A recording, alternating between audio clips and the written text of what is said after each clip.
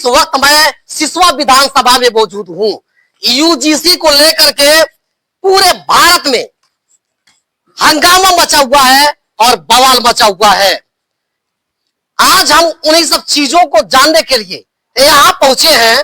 UGC का दावा है कि यह जातिगत आधारित भेदभाव को समाप्त करने के लिए लाया गया है और इसके नए नियम पर सवर्ण वर्ग के छात्रों का कहना है कि यह हमारे विरुद्ध है। इसी के बारे में हम जानेंगे। सिसवा ब्लॉक के ब्लॉक प्रमुख प्रतिनिधि धीरेन्द्र प्रताप सिंह और धीरू सिंह जी हमारे साथ मौजूद हैं। यह अपने परिचय का मोहताज नहीं है। बार के सांसद और केंद्रीय वित्त राज्य मंत्री के बढ़ते हुए कदमों में रफ्तार डालने का कार्य इन्होंने किया है और ऊंची परवाज में नया पंख डालने का कार्य इन्होंने किया है।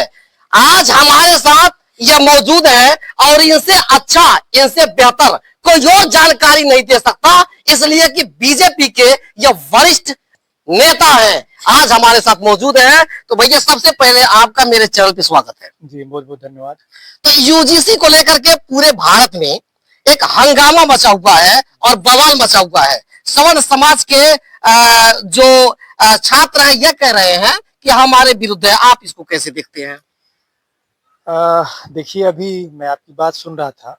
अभी आपने कहा कि भेदभाव समाप्त करने के लिए ये अध्यादेश लाया गया है।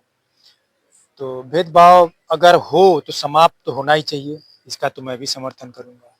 कहीं भी अगर कोई दबा कुचला हो तो उसको उठाने का काम या उसको बचाने का काम, उसकी सहायता करने का काम सवर्ण समाज को ही नहीं, सभी समाज में जो लोग भी रहते हैं सबका दायित्व है।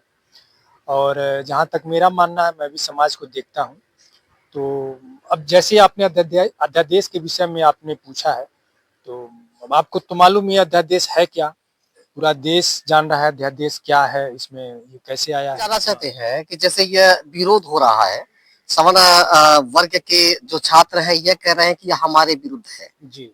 और जबकि यूजीसी का यह दावा है कि यह जातिगत भेदभाव को समाप्त करने के लिए लाया गया है।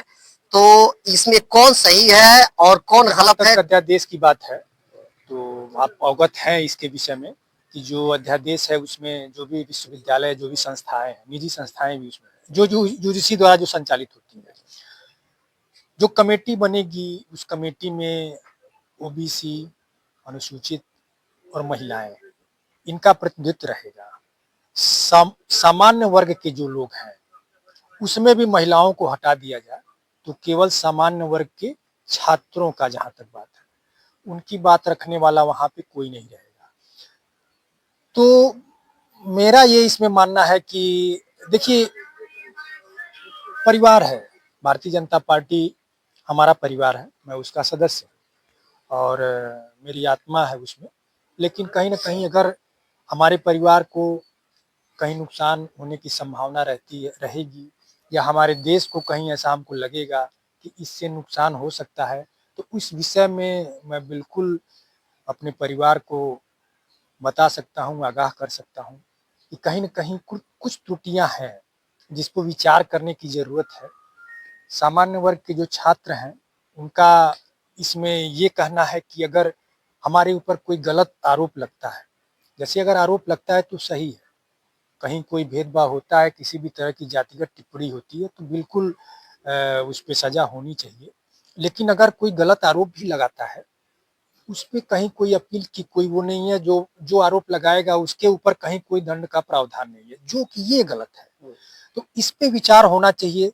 जो बिल है उस बिल पे कहीं न कहीं एक बार फिर से मंथन हो और देखा जाए कि उसमें सामान्य वर्ग के जो छात्र हैं, चूंकि संख्या की दृष्टि से देखा जाए तो 10% अगर सामान्य वर्ग को लिया जाए, ब्राह्मण है, क्षत्रिय है और श्रीवास्तव वगैरह तमाम कुछ जातियां हैं, तो 10% में अगर महिलाओं को निकाल दिया तो 5% बच रहा है छात्र। अब 5% छात्र 95% लोगों के साथ क्या टिप्पणी करेंगे? क्या अगर कोई ओबीसी किसी 80 को गाली दे दे उसका कुछ नहीं होगा, कोई 80 कोई किसी ओबीसी को गाली दे दे तो उसका कुछ नहीं होगा। तो इससे भी तो कहीं ना कहीं समानता नहीं आ रही है। तो समानता की व्यवस्था ऐसी होनी चाहिए कि वाकई में समाज समान हो, वाकई में देखिए, आज देश तमाम बाहरी ताकतों से जूझ रहा है। सर एक चीज और कि आपकी बढ़ती हुई लोकप्रियता से राजनीतिक गलियारों में हलचल है। अब तो कानाफूसी और जानकारी यहां तक निकल करके सामने आ रही है कि अब की बारी विधायकी की बारी। क्या विधानसभा की तैयारी में आप जुट गए हैं? लोग ये जानना चाहते हैं। देखिए, समाज सेवा पहला उद्देश्य होना चाहिए, और उसमें सेवा भाव से समाज सेवा कहिए, राजनीति कहिए, हमारा कर्तव्य मैं मान के चलता हूँ। कहीं न कहीं विधानसभा क्यों नहीं मैं लड़ा हूँ, छिपाने वाली बात नहीं है। और आगे अगर पार्टी, जिस पार्टी में मैं हूँ, वो पार्टी चाहेगी कि मैं प्रतिनिधित्व करूँ तो मैं करूँगा, बिल्कुल करूँगा।